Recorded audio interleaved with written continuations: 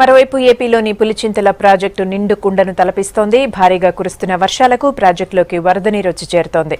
ప్రస్తుతం నీటి మట్టం 162 అడుగులకు చేరింది. 2,54,800 ఇన్ఫ్లో కొనసాగుతోంది. దీంతో వచ్చిన నీటిని వచ్చినట్లుగా దిగువకు వదులుతూ ఉన్నారు అధికారులు.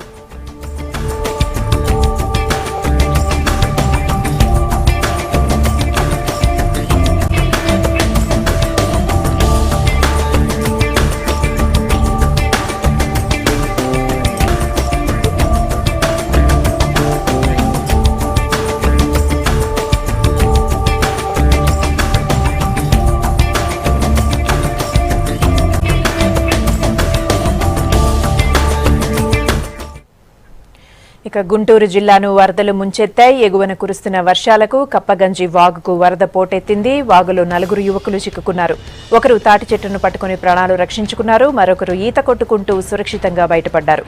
మరో 2 కోసం గాలిస్తూ ఉన్నారు స్థానికులు.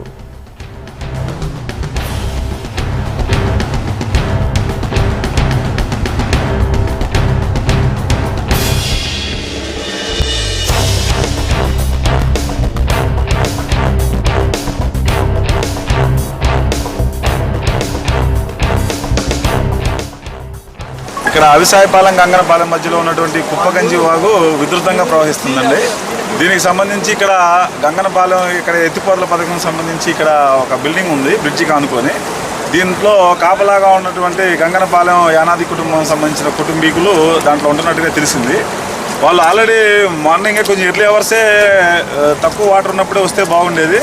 వాళ్ళు అంత రాదనే ఎక్స్పెక్టేషన్తో వాటర్ బాగా పొంగిన దాకా ఆగి తీరా వాటర్ బాగా ఉధృతంగా వచ్చినాక వాళ్ళు బయటికి రావడానికి ప్రయత్నించగా ఒక పెద్ద అతను ఒక 2 పిల్లలు కొట్టుకుపోయినట్టుగా తెలుస్తుంది. ఇప్పుడు ఇక్కడ ఉన్నటువంటి స్థానికులు ఇచ్చిన సమాచారం ప్రకారం వాళ్ళలో ఒక పెద్ద అతను ఒక బాబు మాత్రం కొట్టుకుపోయినట్టుగా తెలుస్తుంది. ఒక అబ్బాయి మాత్రం ప్రస్తుతం అక్కడ చెట్టు దగ్గర హెల్పింగ్ కోసం అక్కడ మధ్యలో మిడిల్ ఆఫ్ ది వాటర్ అతను ఉన్నాడు. అతనికి సంబంధించి సేవ్ చేయడానికి అన్ని ప్రయత్నాలు చేస్తున్నాం. చిలకలూరుపేట నుంచి ఫైర్ సంబంధించిన డిపార్ట్మెంట్ వాళ్ళని కాంటాక్ట్ చేసాం. ఎన్డీఆర్ఎఫ్ వాళ్ళకి ఇన్ఫార్మ్ చేసాం. ఇక్కడ చిలకలూరుపేట వైపు నుంచి వాళ్ళు ఆల్రెడీ దగ్గరికి వచ్చారు, రీచ్ అవుతున్నారండి. ఫైర్ టీం ఒకటి ఈతగాళ్ళను కూడా పిలిపిస్తున్నామండి. ఎన్డీఆర్ఎఫ్ వాళ్ళకి కూడా ఇన్ఫర్మేషన్ ఇచ్చాము. ముందు ఇతన్ని రెస్క్యూ చేయడానికి అన్ని రకాల ప్రయత్నాలు